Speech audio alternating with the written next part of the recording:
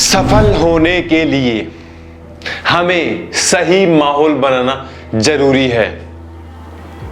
Create the right environment to be successful, और ये बहुत जरूरी है। ये हमारी लाइफ का एक बहुत अहम हिस्सा होता है जिस पे बहुत लोग इस चीज के बारे में बात करना छोड़ देते हैं। ये हमारी जिंदगी में एक बहुत महत्वपूर्ण फैक्टर रोल अदा करता है। तो हम इस चीज को प्रॉपर वे में सही तरीके से समझना हमारी लाइफ में बहुत जरूरी है।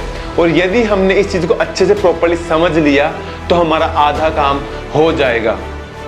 लेकिन इस चीज को समझने के लिए हमें कुछ एग्जाम्पल्स को समझना पड़ेगा। यदि अगर विराट कोहली केन्या की टीम से या आयरलैंड की टीम से खेलते तो वो क्या कभी आज जो उन्होंने मुकाम हासिल किया है वो क्या कभी अचीव कर पाते? यस और नो? नो, नहीं कर पाते। 99% पॉसिबिलिटी है कि वो अचीव नहीं कर पाते। हम यदि अगर कोई गाना शूट करना चाहते हैं तो हम क्या किसी बस में गाना शूट कर सकते हैं गाना गाते हुए, सिंगिंग करते हुए? नहीं, ये पॉसिबल नहीं है।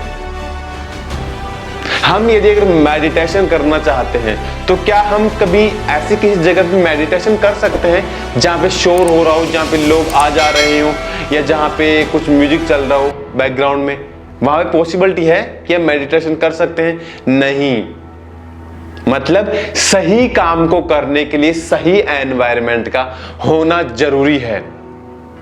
हम चलते हैं करीब करीब 10 से 12 हजार साल पहले द्वापर युग में।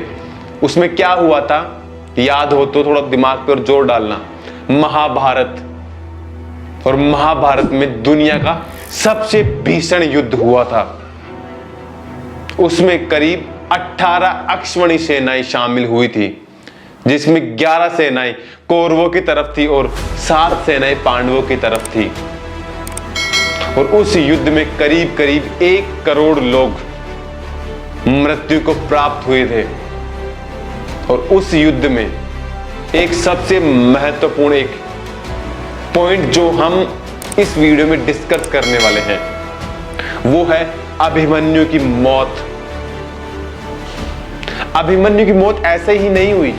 अभिमन्यु को मारने के लिए कौरवों की तरफ से बड़े बड़े योद्धाओं ने उनको चारों तरफ से घेर करके मारा और बड़ी क्रूरता से मारा था।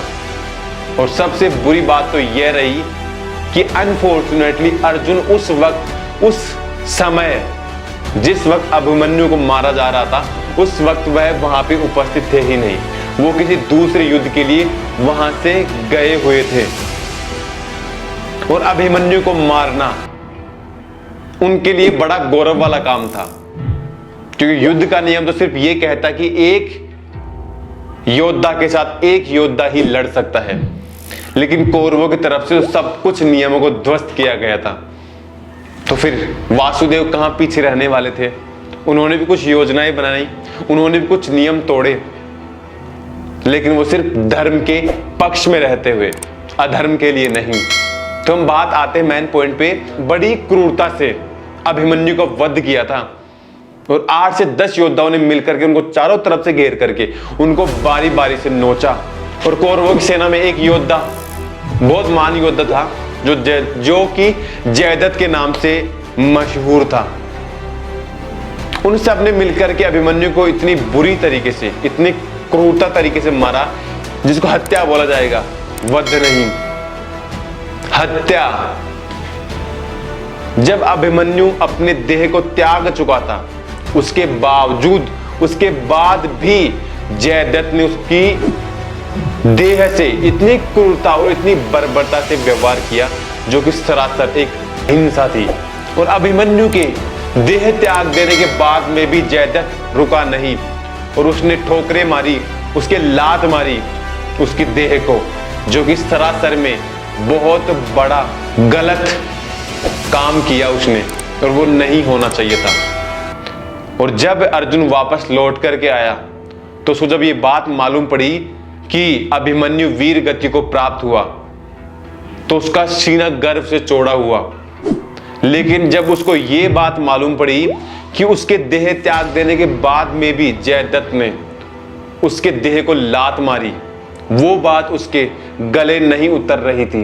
तो फिर अर्जुन ने अपने हाथ में जल लेकर के शपथ ली और प्रण लिया और वचन दिया अपने आप को कि कल का सूर्यास्त जयद्रथ नहीं देख पाएगा। जब उसने वो प्रण लिया तो पांडवों में शंका, पांडवों में चिंता हो गई और कौरवों में जश्न मनाने लगे, क्योंकि वो षड्यंत्र दिमाग मामा शकुनी षड्यंत्र वाला जो था, उनका दिमाग सिर्फ ये था कि हम कल जयद्रथ को युद्ध भूमि में उतारेंगे ही नहीं। और जब अगले दिन युद्ध शुरू हुआ, शंख बजाया गया और युद्ध आरंभ हुआ, धीरे धीरे समय व्यतीत होता चला, लेकिन जयद्रथ को कौरव सेना ने बाहर निकाला ही नहीं। उसको कहीं पे छुपा करके रखा हुआ था और पांडवों के ललाट पे चिंता की लकीरें साफ झलक रही थी। और हो भी क्यों ना, क्योंकि अर्जुन ने ये प्रण लिया था कि कल का सूर्यास्त जयद्रथ नहीं देख पाएगा, क्योंकि कल का सूर्यास्त होने से पहले मैं उसका वध कर दूंगा। अगर मैं जयद्रथ का वध नहीं कर पाया तो मैं अग्नि स्नान कर लूंगा। समय बीतता गया, मध्यांतर दिन का समय भी बीत चुका था। धीरे धीरे सायंकाल का समय नजदीक आ गया और पांडवों की चिंताएं धीरे धीरे बढ़ रही थी और अर्जुन के हाथ से धीरे धीरे गांडीव छूट रहा था कि सूर्यास्त होने वाला है, अब मैं जयद्रथ का वध नहीं कर पाऊंगा। लेकिन वासुदेव की लीला को कौन नहीं जानता। वो परम ज्ञानी, परम षड्यंत्री मामा शकुनी जो सोचते थे उससे बहुत आगे तक के सोचते थे।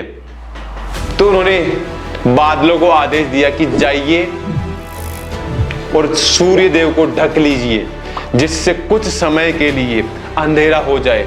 तो जब अंधेरा होने लगा तो कौरव सेना जश्न मनाने लगी और कौरवों में जितने बड़े बड़े योद्धा थे सब जश्न मनाने लगे।